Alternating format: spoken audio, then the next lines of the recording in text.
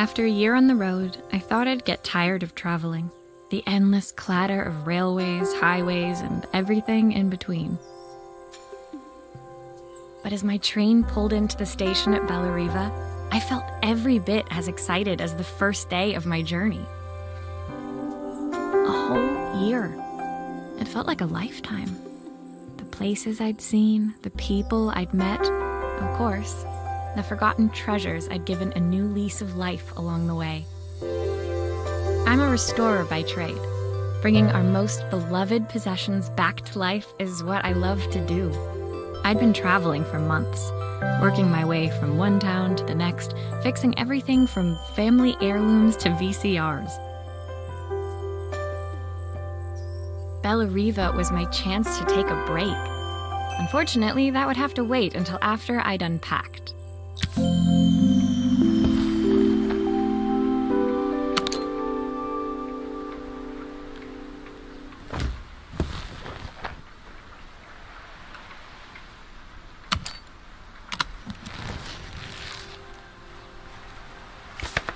My passport. Not many blank pages left now. The tools of my trade. No hope of restoring things without these. I picked up these sunglasses on my last stop. Hopefully I'm cool enough to pull them off.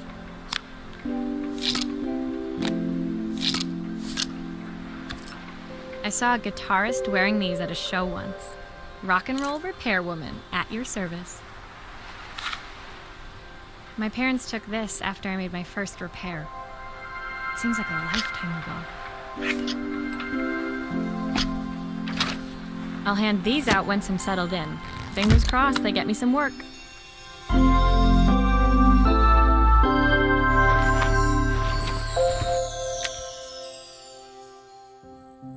Finally, I'd made it to Belerive. I'd come for the food festival, taking place in a few days' time. After living off TV dinners and instant ramen for the last few months, I was craving a decent meal.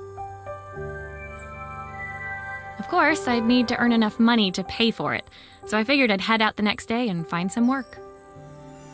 My parents never wanted me to go. They wanted me to stay in their shop and have a simple, stationary life. I knew there was a world out there, beyond the four walls of our antique store, that I had to be a part of. I daydreamed constantly about the weird and wonderful places each of our antiques came from. I loved figuring out their stories, revealing the memories hidden beneath the screws and wires. My story in Belerive began with a little girl and a voice she was longing to hear.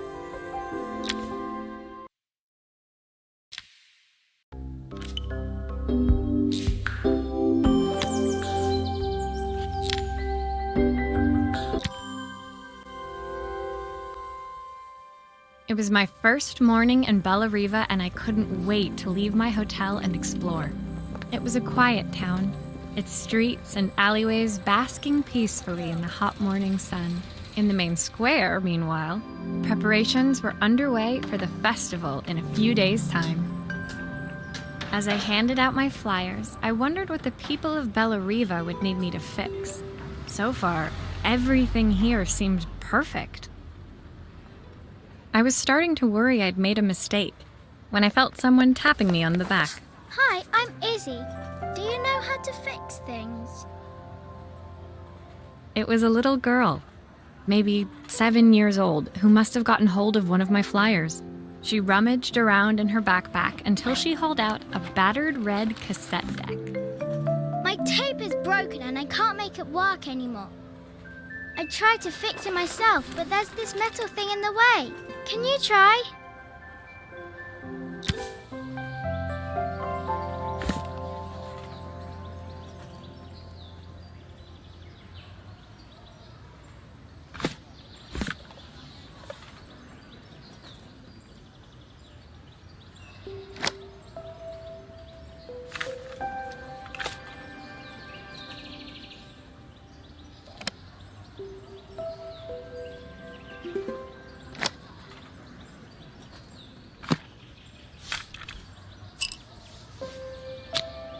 Why did you do that?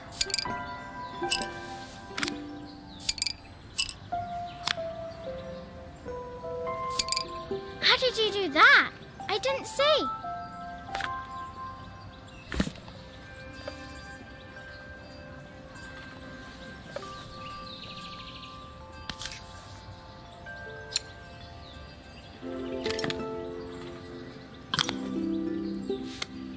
Aha! Those batteries look like they need replacing. Luckily, I have some spares.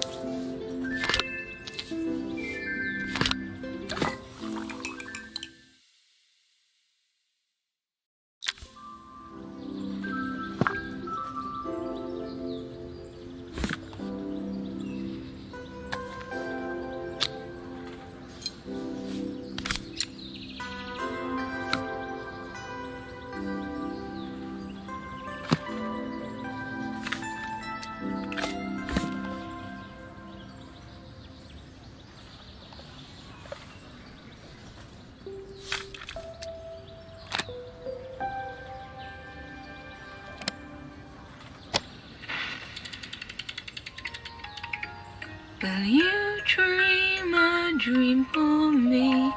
If I sit by your side and hold you so tight, know that I will always love you, even though we both know that we must say goodnight. Good night, my darling. When it finished, Izzy picked up the tape deck and tucked it carefully into her backpack. Thanks, Maria. You're the best person at fixing things ever. No problem. Who was that singing? They're very good. It's my mum. She's not here anymore. Izzy trailed off. It was the kind of silence a cassette tape would never be enough to fill.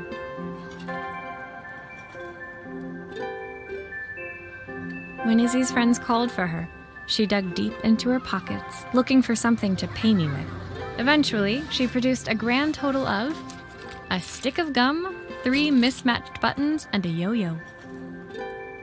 I usually preferred a check, but Izzy looked so serious, I wrote out a full receipt. She seemed like a happy kid, but beneath it all, part of her life had been shattered, part I wouldn't be able to fix.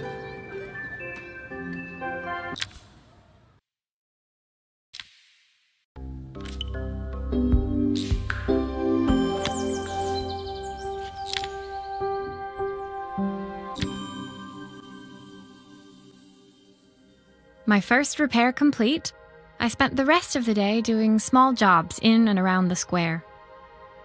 I was exhausted when I got back to my hotel and found a message asking me to make one more. The address led me to a quaint little house, a stone's throw from the beach. Bathed in the evening light, it looked beautiful, in spite of its flick. The front door was opened by a harried-looking man, still dressed from a long day at the office. Are you Maria? My name's Joseph. I'm Isabel's father. I'm so sorry she bothered you this morning. Please, come in. I'd like to settle up properly. On the mantelpiece, I saw the remains of a broken statue. Without thinking, I picked up a fragment. Ah, my father's statue. What's left of it, at least. Yet another way I'd have disappointed him. It survived 100 years in this family. But 5 minutes with Isabel and... Do you think you can salvage it?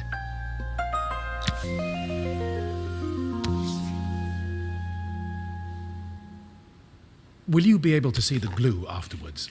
I don't want people seeing the cracks.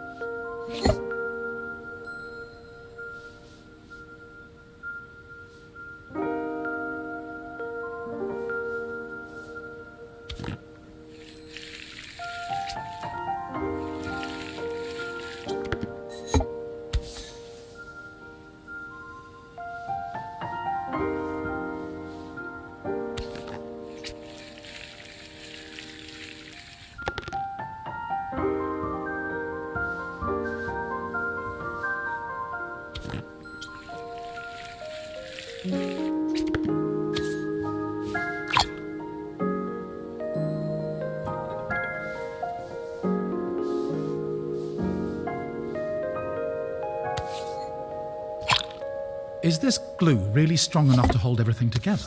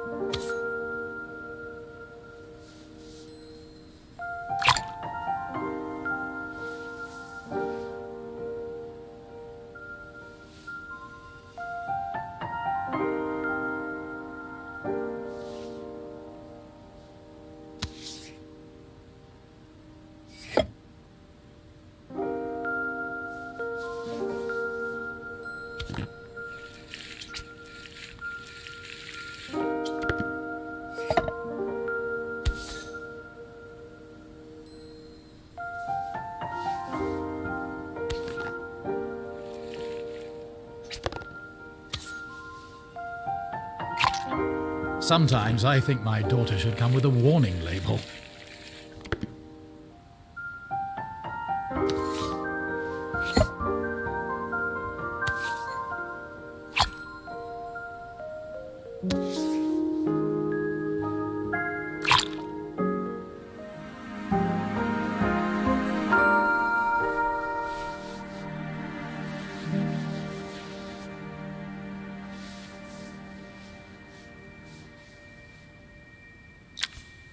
Thank you, Maria.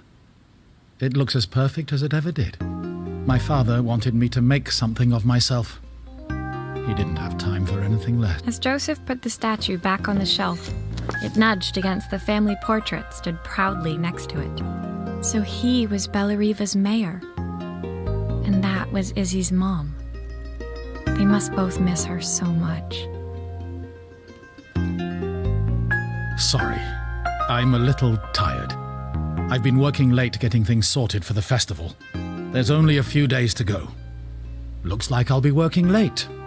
Again? When I told my parents I wanted to leave, they always found an excuse to be busy, to avoid talking about it. I guess keeping themselves occupied was their way of pretending it wasn't happening. Joseph's work must have been taking up so much of his time. But maybe that was what he wanted. I just hoped he was finding enough time for Izzy, too.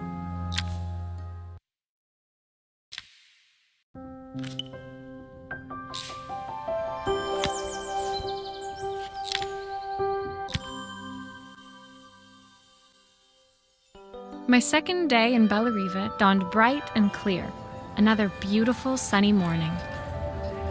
Walking into town, I passed cafes overflowing with customers cradling their morning coffees. I stopped, breathing in the smell of roasted coffee beans and freshly baked pastries. I was about to go inside when the owner of Carmen's, the cafe next door, stopped me. Hello, Maria? Were you here yesterday handing out flyers? I have a job for you. Her place was petite, tucked between its competitors as if hoping they wouldn't notice. Judging by the empty tables inside, though, her potential customers hadn't noticed it either. It's a bit slow today, but we're just getting started. I'm sure it'll pick up soon. As Carmen chatted, she walked over to the counter and returned with an old rotary phone. At least I've got plenty of time to practice my recipe for the festival. It's a new special I've been working on. I was hoping to call my sister for some, seasoning tips, but it won't connect. Can you see if you can figure out what's wrong?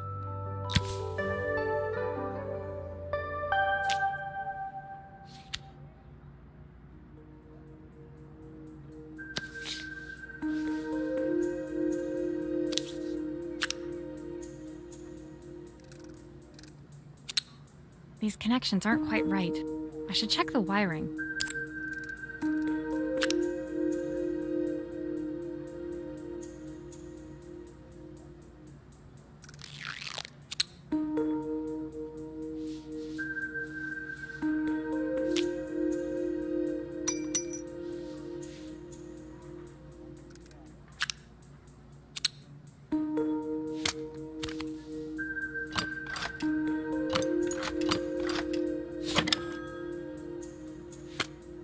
can fix it, can't you? I can't afford to replace it.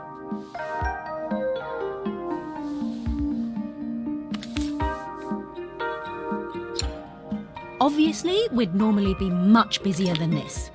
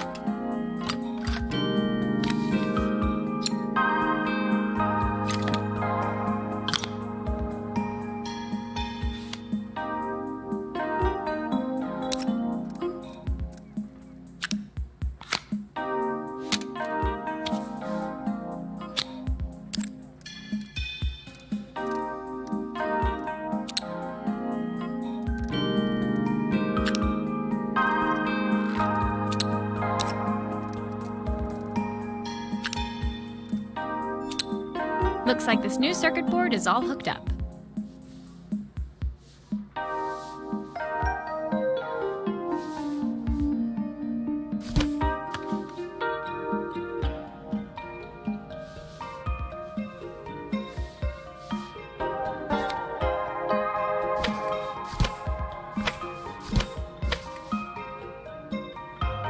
Still a few parts missing.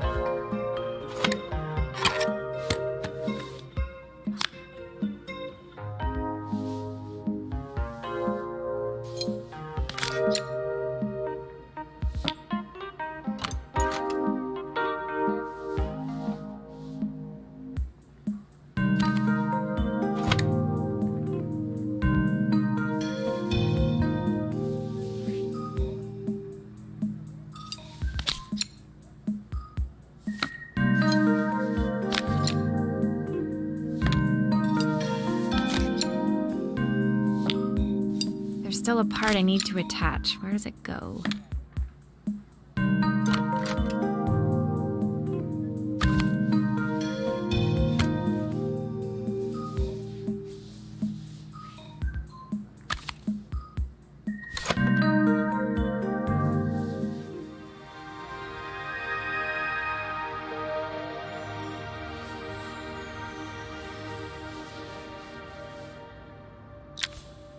When I handed the phone back to Carmen, she seemed almost reluctant to take it from me.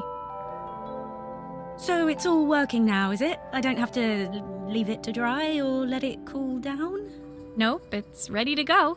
It'll be ringing off the hook in no time. That's if I can pay my phone bill anyway. And the rent and the suppliers. Anyway, take a seat and I'll be right with you. Your coffee's on the house. I sat at one of the empty tables, while at the counter, Carmen had started dialing the phone. Hello? How's my favourite sister doing today? As she talked, Carmen became more and more tense. This didn't seem like a call for some cooking advice. I know I still owe you from last time, but I can't afford to take part in the festival if I don't pay. I could almost feel the eye roll at the other end of the line. You don't need to be here, though. Can't you just put the check in the post? When the call ended, Carmen brought me my coffee, her hands trembling. Sorry about that. My sister's decided to fly in for a visit. Oh, God, I have to get ready. Actually, I might have another job for you. Can you come back?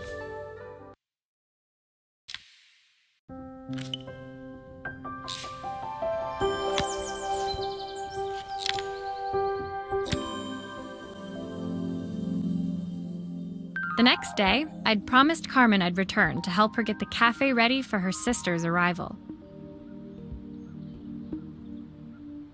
I was about to set out when I received an unexpected call from my hotel's reception desk. Apparently, another guest had asked for me by name. Curious, I took the creaking elevator up to the top floor. I made my way to the room number they'd given. I knocked. Are you here about the camera? It's about time. The woman in front of me was immaculate. Not a hair out of place or a crease to be seen. My sister tells me you know how to fix things. I'd usually go to an expert, of course, but in this town... So this was Carmen's sister? The two of them couldn't have been more different. Inside her room, I saw a beautiful reflex camera, any professional photographer's dream. The viewfinder is completely dark. I can't see anything through it at all. I assume you can figure out what's wrong.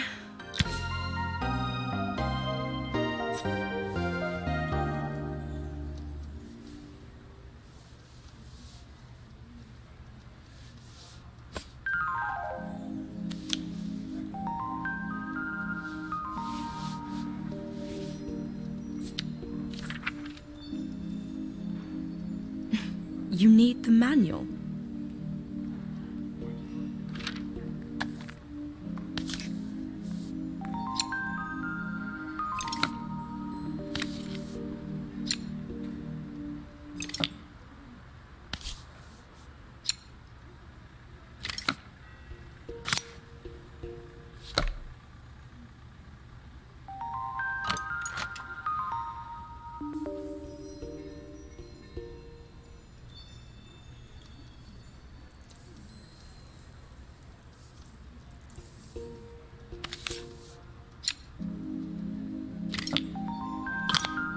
I don't suppose you've fixed anything this valuable before.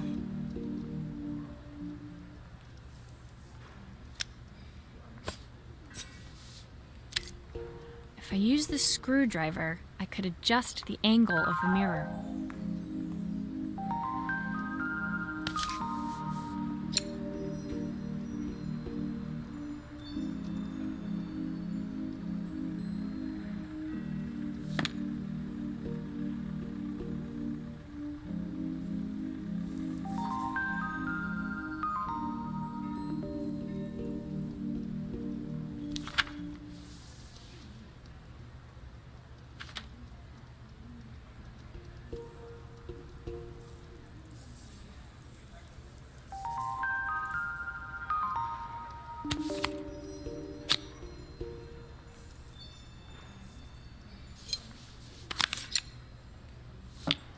Perfect.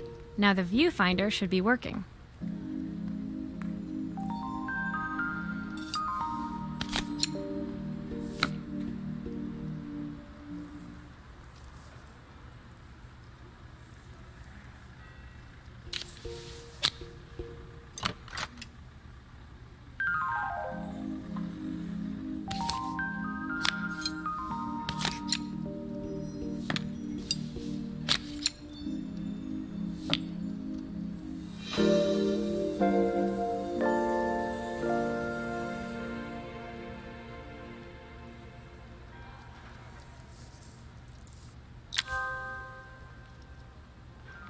I felt a pang of envy as I handed the camera to Helena.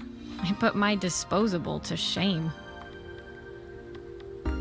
I picked it up on my first trip to Paris. It's a 1958 limited edition, the first of its kind. It cost me 3 months' salary. I had no idea what 3 months' salary meant to Helena, but I was pretty sure it was more than I could afford. It was strange, really, that we were even staying in the same hotel. I'd picked this place because it was cheap and cheerful, but surely she could afford somewhere better? She took some test shots, fiddling with the camera settings until she was absolutely satisfied. This work is immaculate. At least there's one person in this town who knows what they're doing. Sending you to me might be the first thing Carmen's actually gotten right. I wondered why Helena had bothered coming if she thought so little of her sister.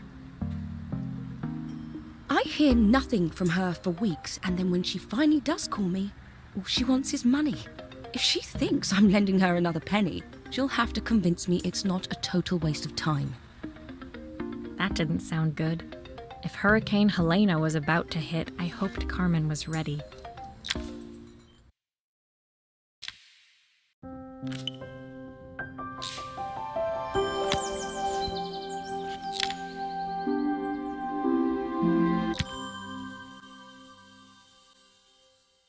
The sun was setting over Bellariva by the time I reached Carmen's cafe. From the outside, it looked as quiet as ever, but inside, I found Carmen cleaning like her life depended on it. Maria! Oh, don't mind all of this. If Helena finds one speck of dust in here, I'll never hear the end of it. Carmen seemed pleased to see me, but I sensed the fidgeting tension beneath each sweep of her mop. Trying to live up to the standards of someone like Helena seemed like an impossible task. I hope you didn't mind fixing the camera for her. She was furious when it broke. I really need this to go well. If she doesn't lend me the money, I don't know how long I can keep this place going. Carmen led me to a back room, where she'd laid out the components of what looked like a neon sign. I had this made when I first opened the cafe, but I'm hopeless with electronics. So there was supposed to be a sign outside. This might explain the lack of customers. I'd like to put it up before Helena gets here. Can you give it a try?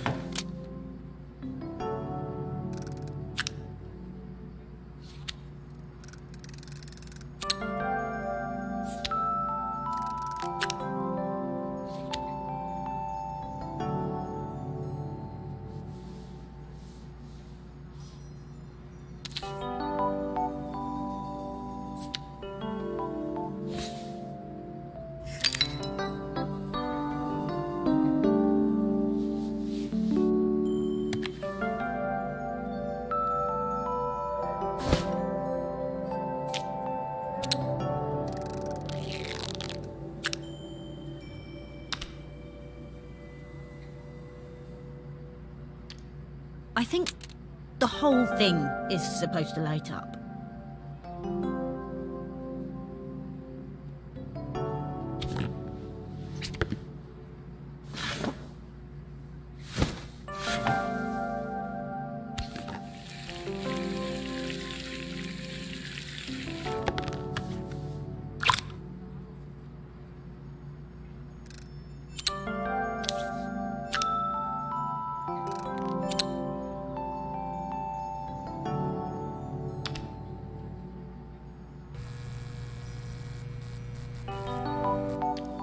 I don't know, it's a bit flat.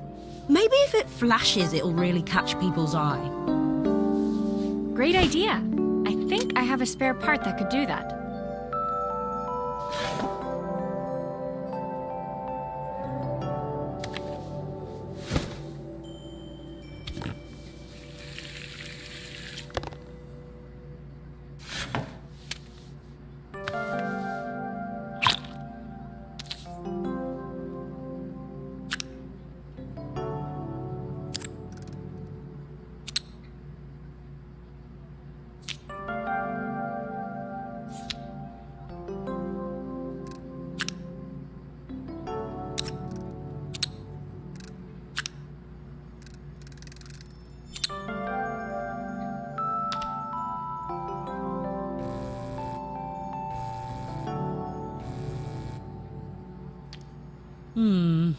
It still needs something else. Maybe we can add one of these.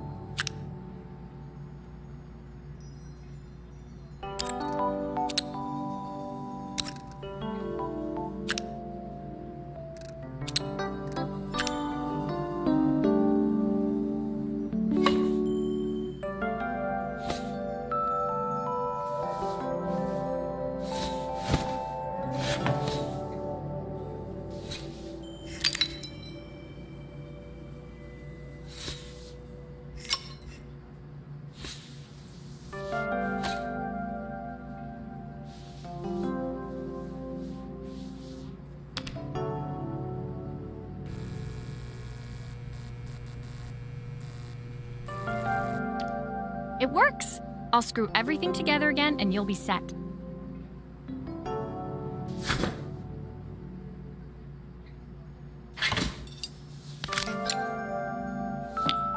I think I've missed a screw somehow.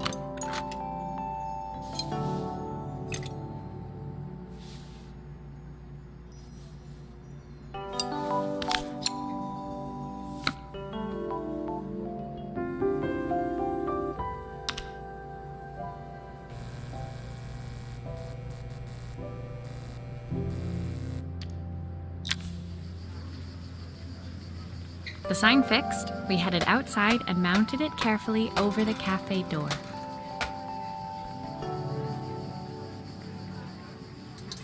Oh, that's perfect, Maria. It looks just how I imagined it. When I had this sign made, it all seemed so simple. Oh, I can't believe I might have to give it all up. I hope I've done enough. The smile froze on her face as she spotted something over my shoulder. I turned to see.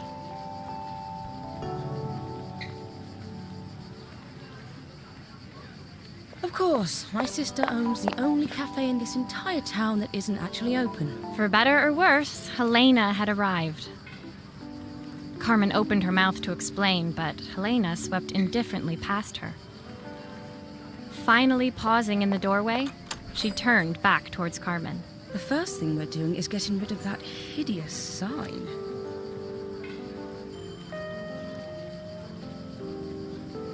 And with that, she disappeared inside. I hoped Carmen's chances of saving the cafe hadn't disappeared with her.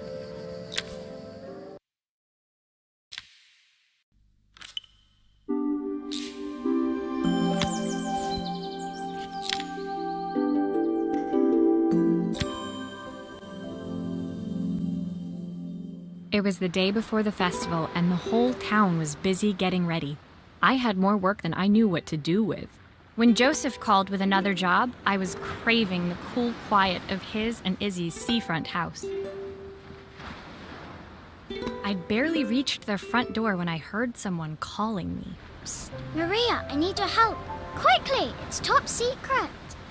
It was Izzy, peeking out from the side of the house. She beckoned for me to follow her. She led me through to a beautiful, unruly garden overflowing with flowers of every color.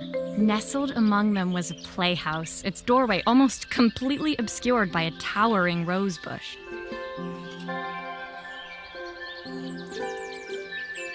You have to squeeze past it and breathe in real small, like this.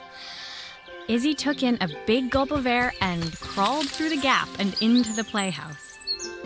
I hadn't planned on crawling in the dirt today, but the life of a repairwoman never did run smooth. On the table inside, there was an electronic toy. Not exactly the usual stock in my parents' antique shop. I had an accident. I didn't do it on purpose or anything, but it won't turn on. Can you fix it for me?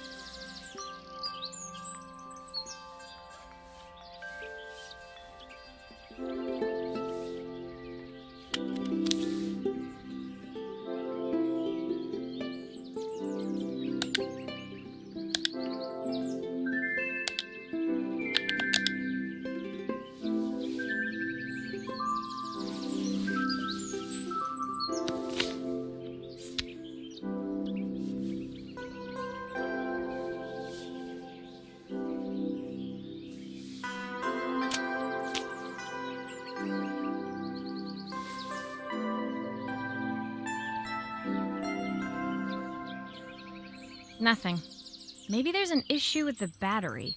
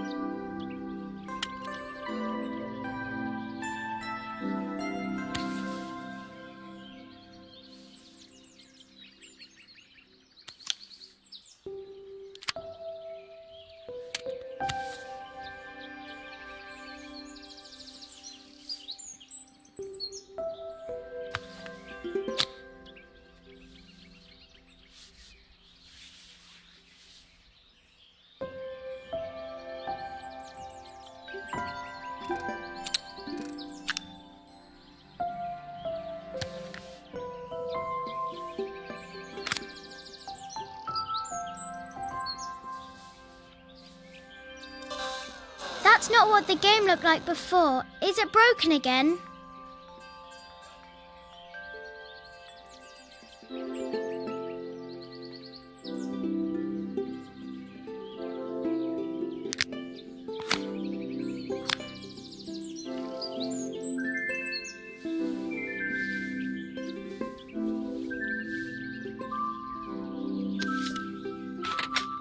Do grown-ups play games as well?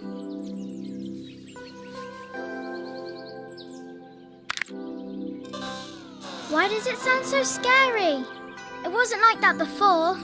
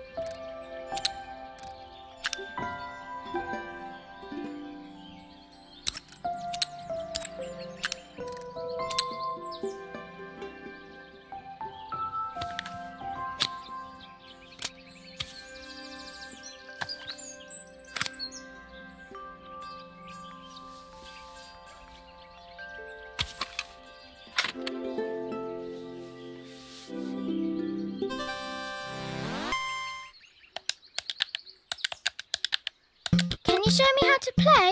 I tried before, but it was so hard.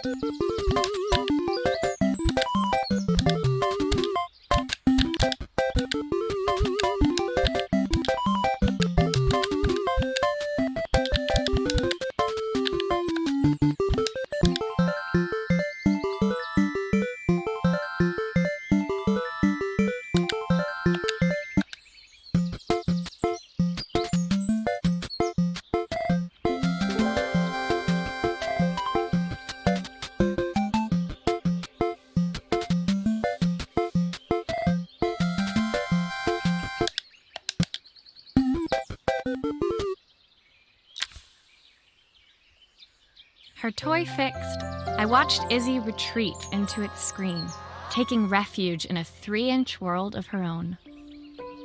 Well, I'd better head inside. Your dad is waiting for me. Please don't tell him about the game. He'll think I broke it on purpose. Why would he think that? Because, well, I kind of dropped it really hard at the wall. Izzy looked down, scuffing her shoes on the worn floor of the playhouse. My dad said I have to go to this stupid festival tomorrow and put on a stupid dress, and I don't want to. All he cares about is working. He never wants to see me unless it's for his job. I'm not going. He can't make me. With that, Izzy dove back through the rosebush and disappeared into the wilds of the garden. She was so young. She couldn't be expected to see that her dad was struggling too. It made me think, had I really tried hard enough to understand my parents' point of view?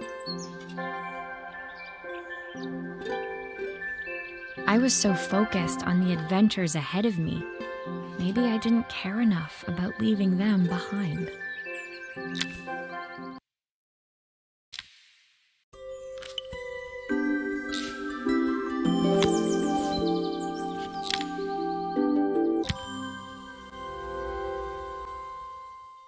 Leaving Izzy hiding in the garden, I walked around to the front of the house and rang the doorbell. It was only then I noticed my favorite overalls covered in grass stains. I scrubbed desperately, but it was too late. Maria, what are you doing? What happened to your clothes? I was, repairing a lawnmower. How unusual. Well, do come in. The job I've got for you is a little more delicate. Totally embarrassed, I walked into an orderly room filled with papers and ledgers. So this was his office. You must be so busy getting ready for the festival. Are you looking forward to it? Of course. It's traditional for the mayor to judge food from every cafe and restaurant in town. I'll be declaring the best chef in Bellariva by this time tomorrow. Speaking of which, He unclipped the watch from his wrist and very carefully handed it to me.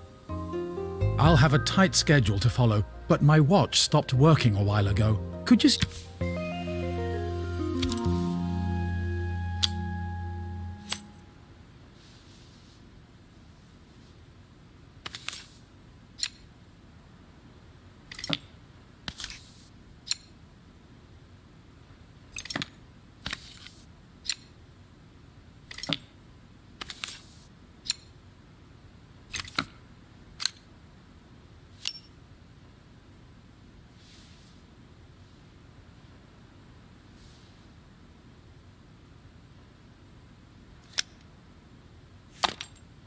The main plate has completely cracked. I'll need to replace it. The cogs look good, though. If I'm careful, I can reuse those.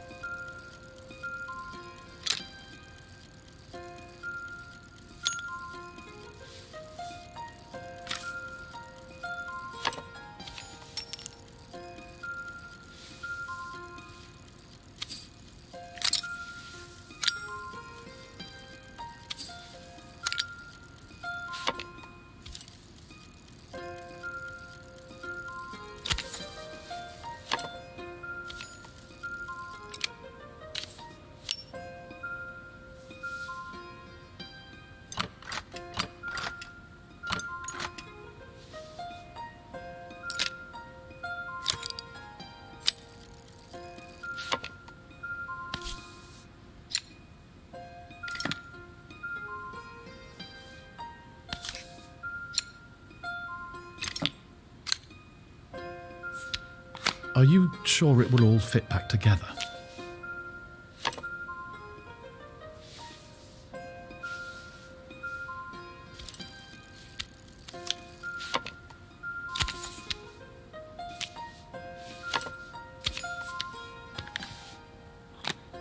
I've not gone a day without this watch since my wife gave it to me.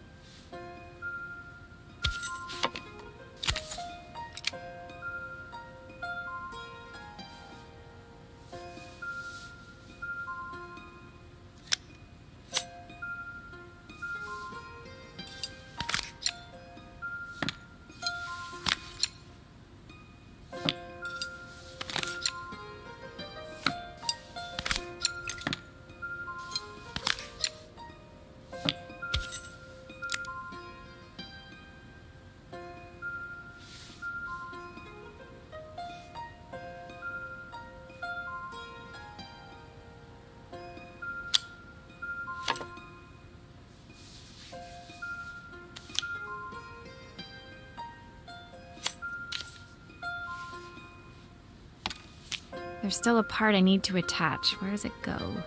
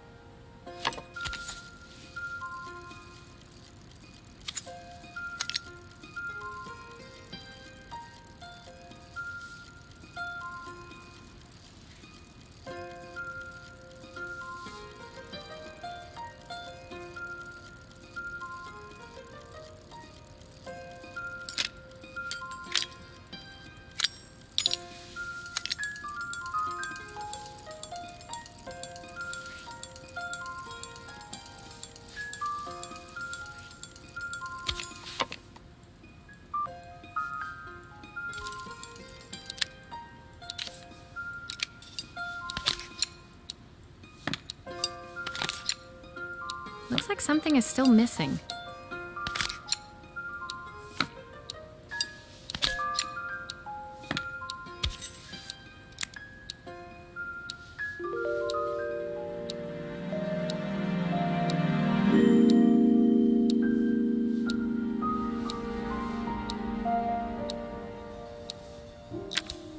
As I handed the watch back to Joseph, my fingers traced over the engraving on the back. I hoped fixing this was one small way I could help him move forward. I can't believe it's working, Maria. Thank you. My wife was a brilliant woman. Feeling this ticking on my wrist, it makes me feel like she's still here. Watches measure minutes and hours like they're infinite. I didn't know we had so little time. Even with Isabel, I barely see her. And when I do, she acts like she hates me. Just then, the phone rang.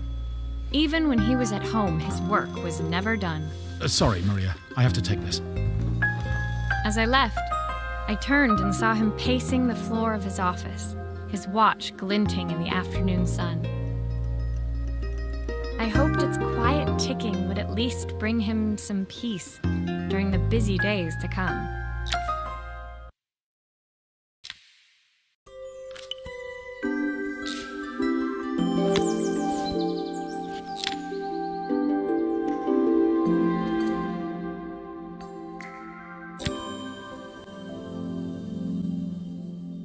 When my last job of the day brought me to Carmen's apartment, the door was opened by someone I didn't expect to see, Helena. Sorry for inflicting this mess on you. Carmen's never seen a knick-knack she doesn't want to buy, apparently. Carmen's apartment was a little chaotic, but totally charming. It was easy to imagine it definitely wasn't Helena's style. She seemed more upmarket than flea market. I wondered why she was even here. We're having a clear out, or at least I am. Carmen's not helping, as usual. There's a market at the festival tomorrow. I'm selling some of these things to make her some money. She says she has nothing when there's all this stuff right under her nose. Helena stepped delicately past the items on the floor and reached down to pick up one from the pile. Look at this slide projector. Our parents treasured it, but Carmen treats it like a piece of junk. Can you take a look?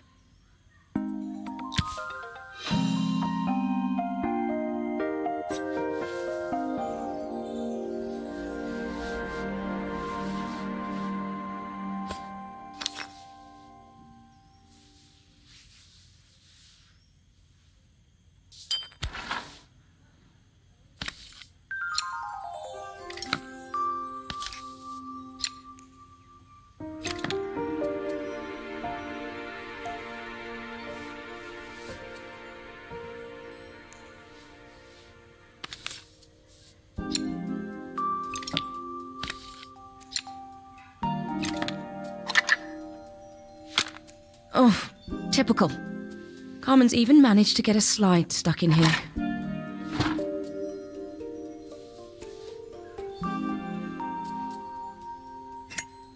That light bulb is completely smashed. Okay, I'll need to redirect the light to the lens at the top for the projector to work.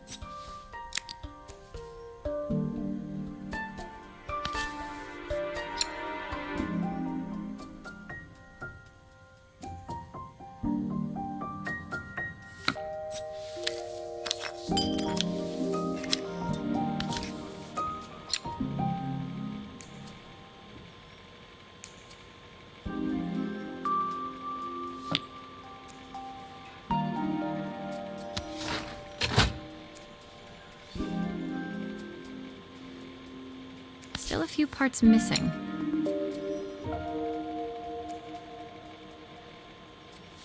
I was so excited when I moved to the city. Carmen, she looks so sad.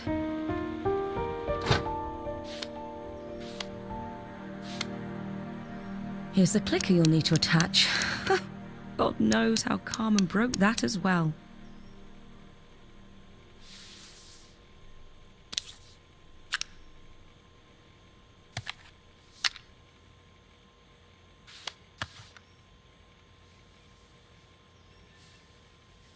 There's still a part I need to attach. Where does it go?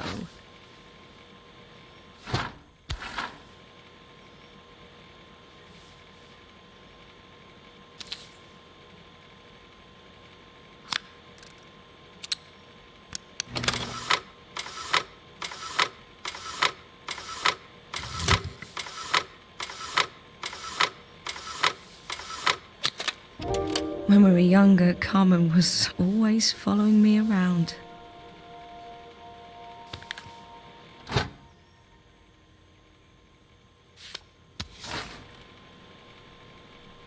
Still a few parts missing.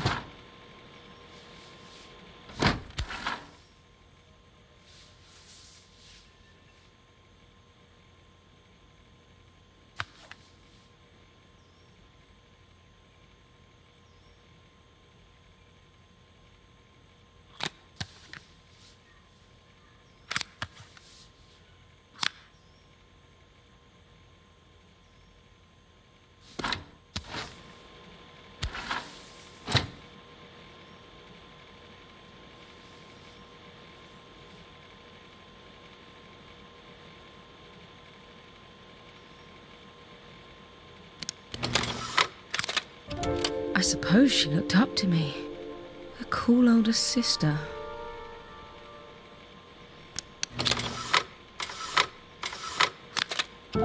She used to ask me when I was coming home, but I was always too busy.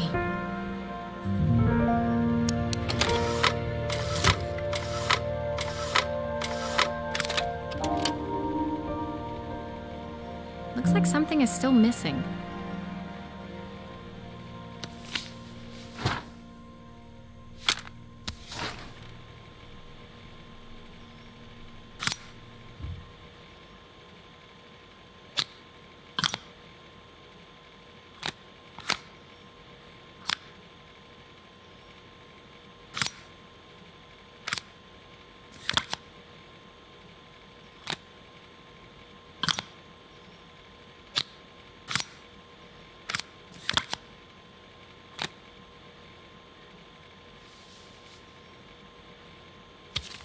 Looks like something is still missing.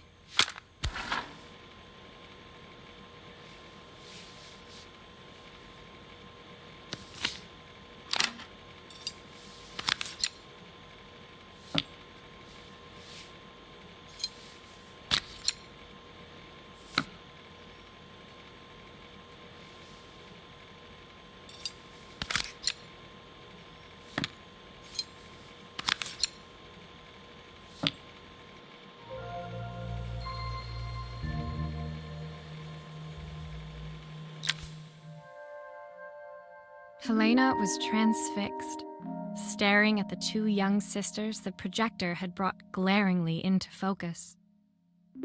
I never meant to let her down. But you haven't, have you?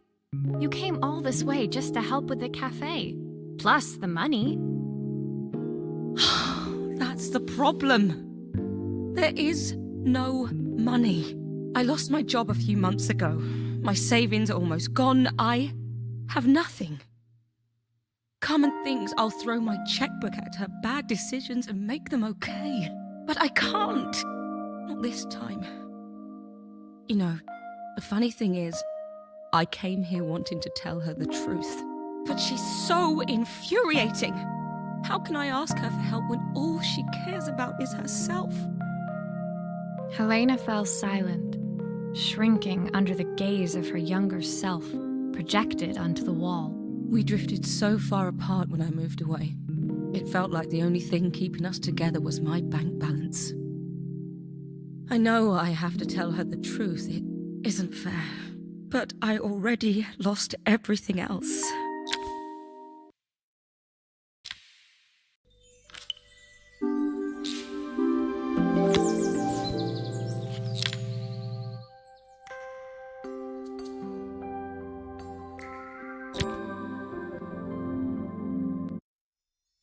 The day of the festival finally came, and after all my hard work, I was ready to put down my tools and pick up a fork. The smell as I entered the main square was incredible. Each stall was selling food even more delicious than the last. The competition would start any minute. Most stall holders were waiting anxiously for the mayor to pay them a visit. All of them, that was, except Carmen, who was still frantically chopping vegetables and stirring pots. Maria! Thank God you're here. Can I ask you the world's biggest favour? Helena was supposed to help me run the stall today, but she never turned up. Probably too ashamed to show her face. I can't believe she lied to me. Carmen was stirring so furiously she was in danger of tipping the pot over altogether. The mayor will be here any minute for the judging, but I'm almost out of my special. She wasn't really going to ask me, was she? Not on my day off. I have a stove ready to build and everything. Can you set it up and make me a spare batch?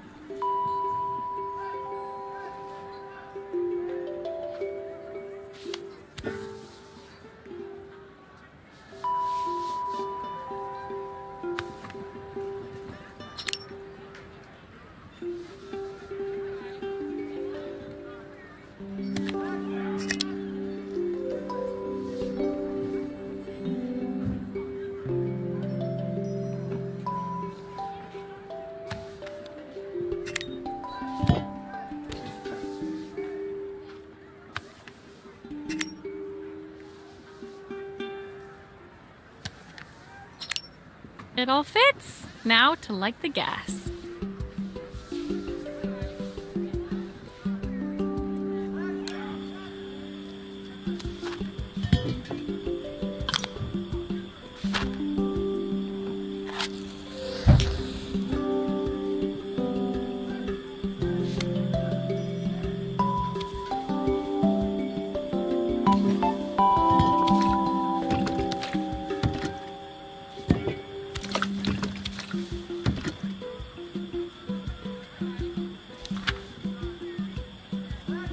Oh, her recipe is a bit smudged.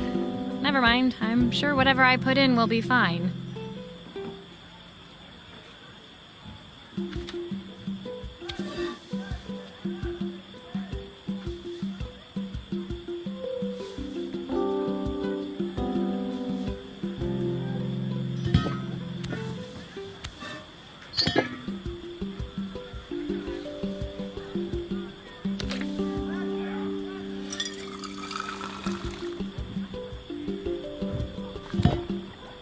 I think that pot is really boiling now. Smells great if I say so myself. Here are the ingredients that Carmen's given me. What to add first?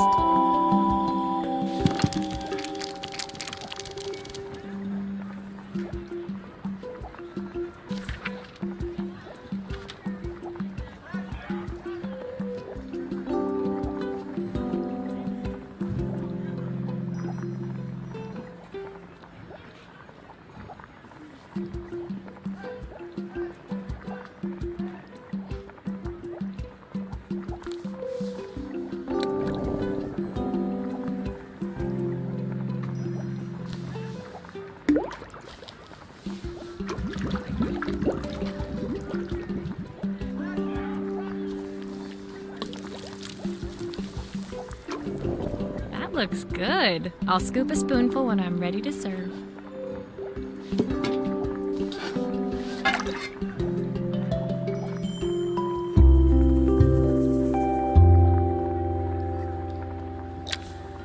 My part done, Carmen took over and added the finishing touches. It was just in time, as a moment later, Joseph arrived with Izzy in tow.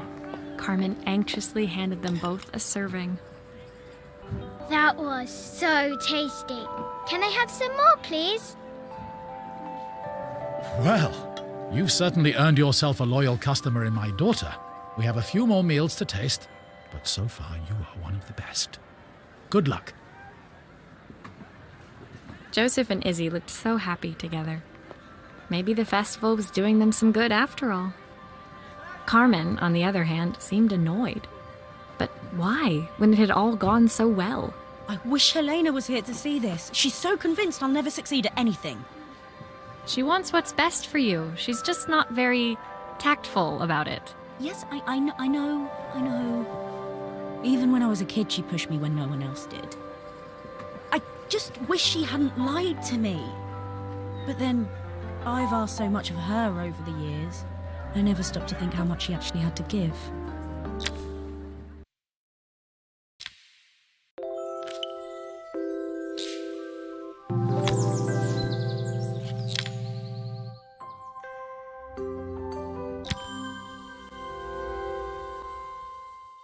The festival finished.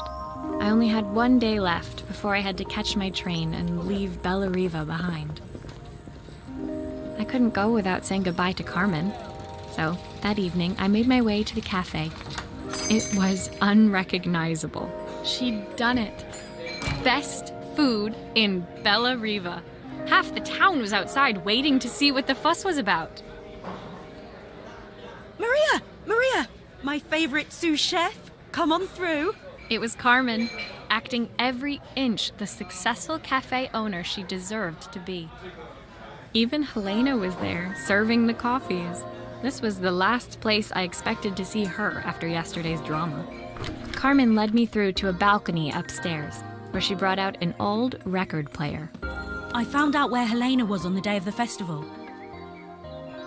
She was selling her camera to clear the cafe's debts. But then she didn't have much left for herself. So, I've asked her to come and stay with me for a while. We have a lot of catching up to do. I wanted to give her this, to cheer her up. We listened to it all the time when we were kids. Do you think it has one last tune in it?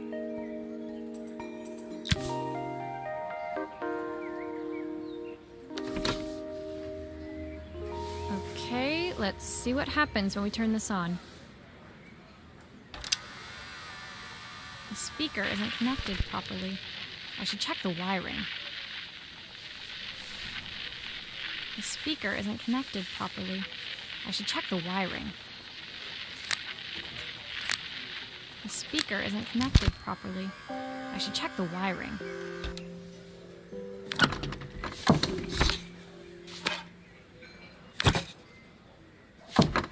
Here's the problem. This wiring isn't connected properly.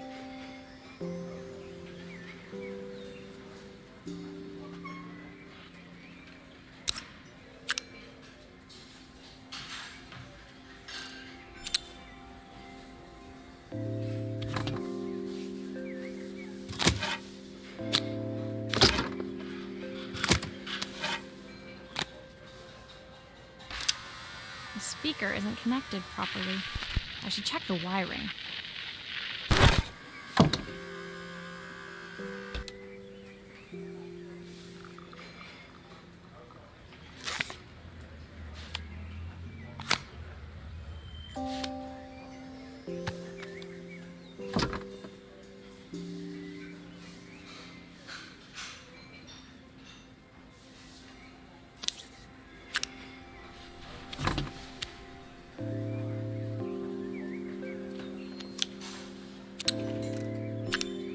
That's the speed dial connected. Now we should be able to change it.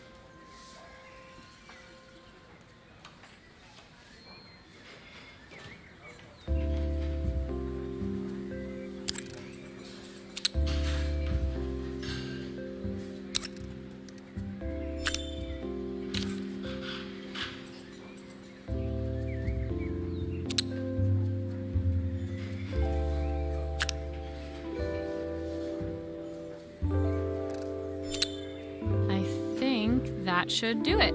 This record should play beautifully.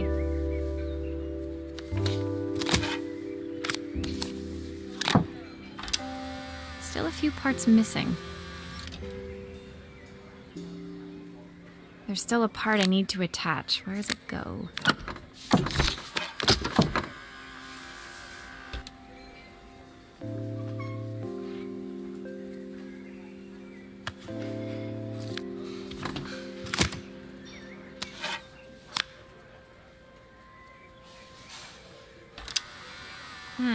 It's spinning the wrong way. How can I get it to play in the right direction? It must be to do with the motor. Let's see if one of these spares can turn things around.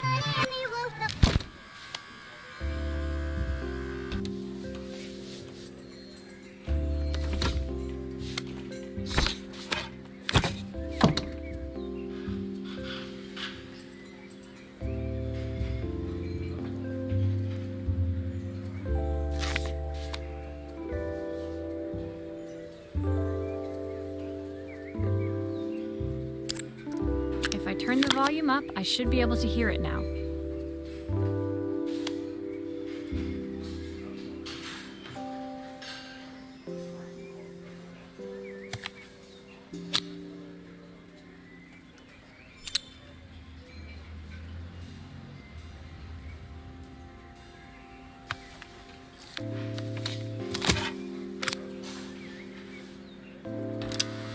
Well, it's playing in the right direction. I should check it's turning at the correct speed.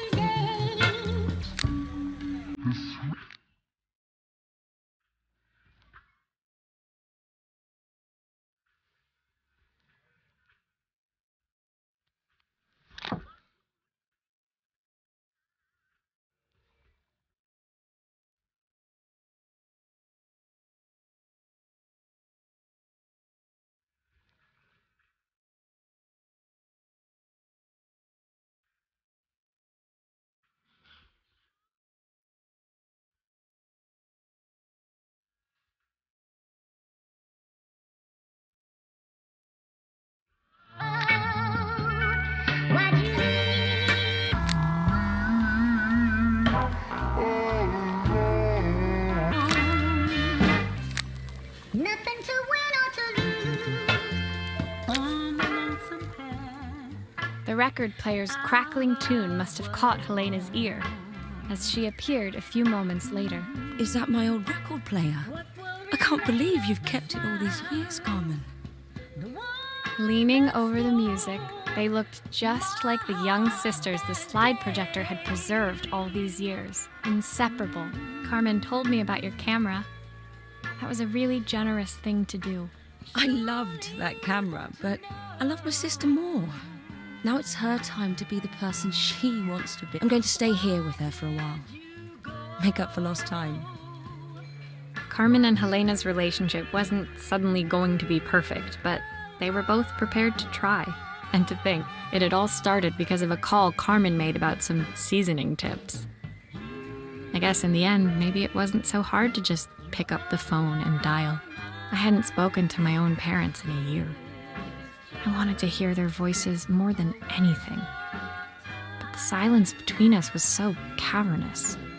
I didn't know how I'd ever find the words to bridge it.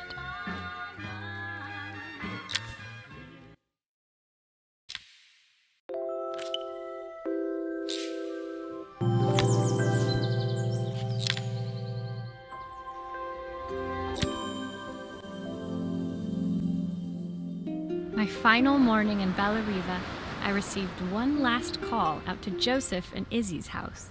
I knew I had to pack, but I figured I could squeeze in one final job before I had to leave. When I arrived, I found Joseph tidying up his wilderness of a garden. The playhouse was already cleared. Inside, I could see Izzy happily testing out her screw-driving skills on the back of her cassette deck. You've made quite the impression. Izzy, tells me she's going to be a repairwoman like Maria. I'm sure she could be anything she wanted if she put her mind to it. She could. She's a brilliant child. Spending the day with her at the festival, I haven't had so much fun in ages. I wanted to give her something before she starts to forget. Inside, the house was transformed, flooded with light and the sounds of the garden. It felt alive again. This would be my last repair in Bellariva, but it felt like it was the house that had really been restored. It's a music box. It used to play beautifully, but now when I wind it up, nothing happens. I'd love for Izzy to hear it sing again. Can you help?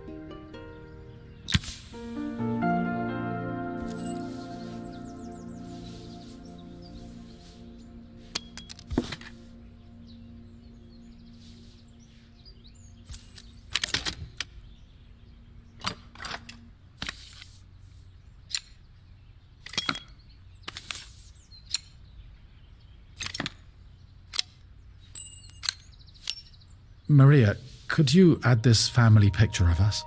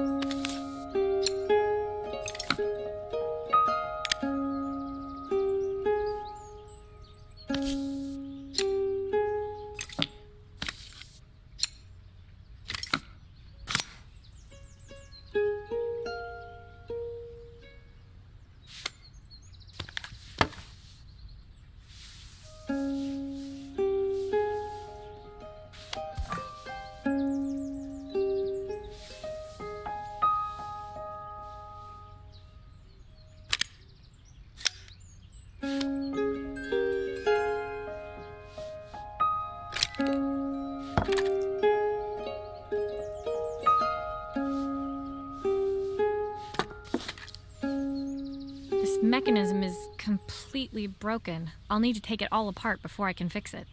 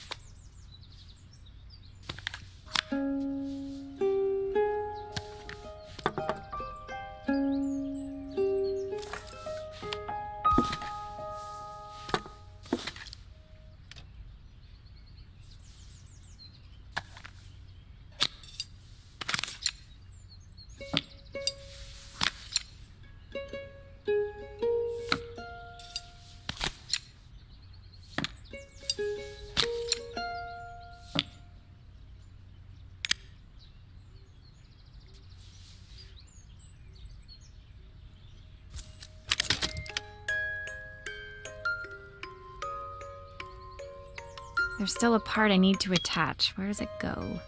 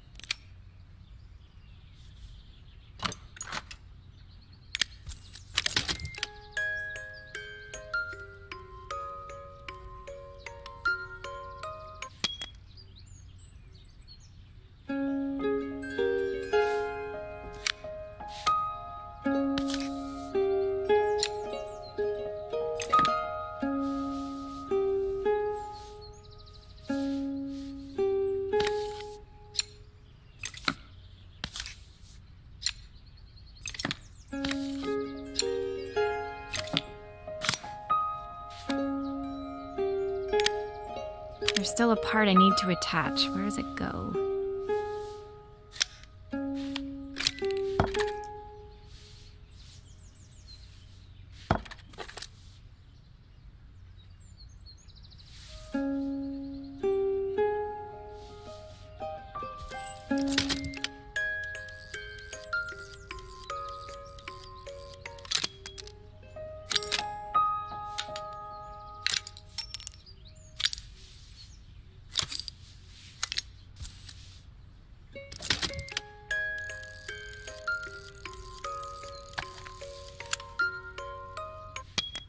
Perfect. The mechanism is good as new.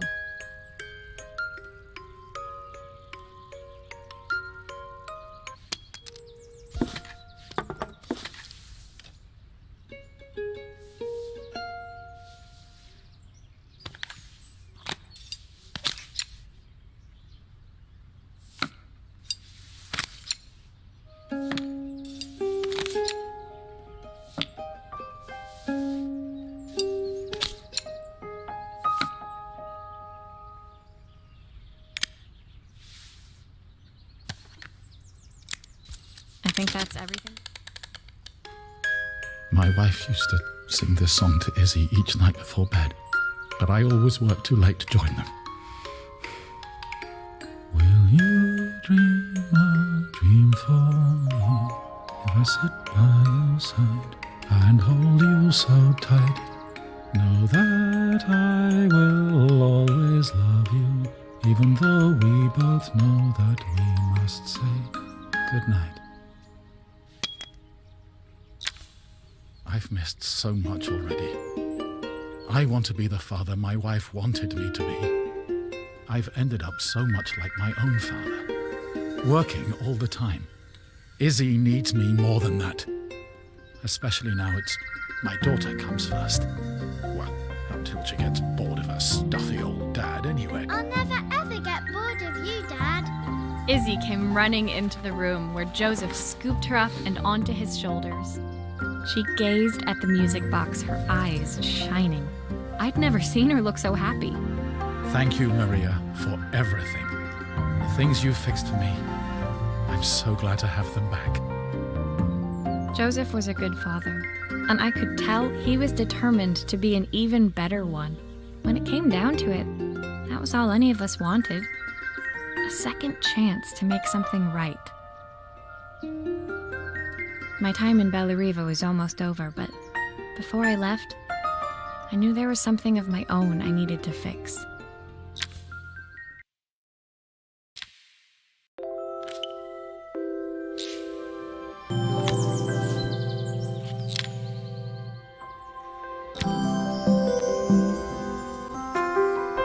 My time in Bellariva was almost at an end. Another chapter finished in a story whose ending I hadn't felt ready to write. The people I'd met, the items I'd restored, they'd taught me so much about what was really important. Pulling out my suitcase from beneath the bed, I remembered the day I stole it from my parents' shop, the day I left. Afterwards, I was too ashamed to call them. to apologize. It was a guilt I'd been carrying around every day since. As I packed, I knew that it was up to me to find a way to lighten the load.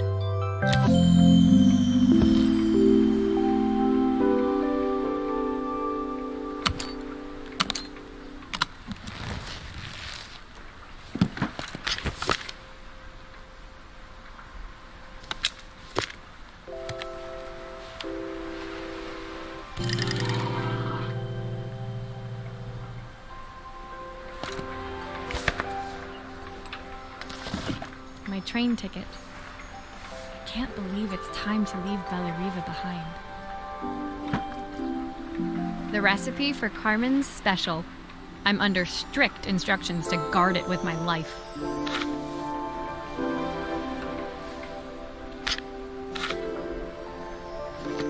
My parents would love Beleriva.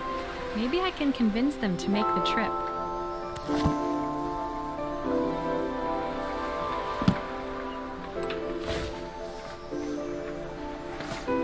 Elena gave me these designer shirts.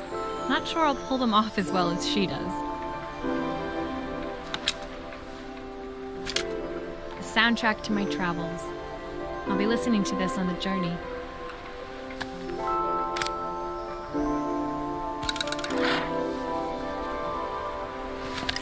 Izzy gave me this in exchange for my repair manual. She'll be a pro in no time.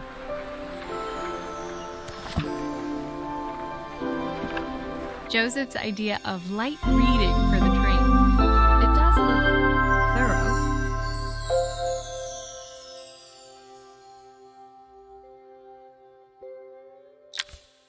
My suitcase was full, but it was my heart that felt heavy as I made my way to the station. I was sorry to be leaving Beleriva behind, but I hoped that in my own small way I'd made a difference. Elena and Carmen's reunion was possible because they'd learned to overcome their differences. Joseph had realized he shouldn't let his grief or his work get in the way of his relationship with Izzy. They'd each learned to see things from someone else's perspective. Maybe it was time I saw things through my parents' eyes. I knew it would be easier to jump on the next train, put even more distance between us. But I finally felt ready to talk to them. I just didn't know if they would feel the same.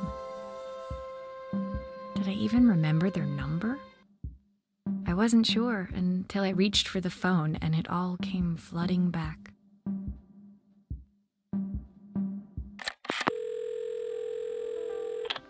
Mom?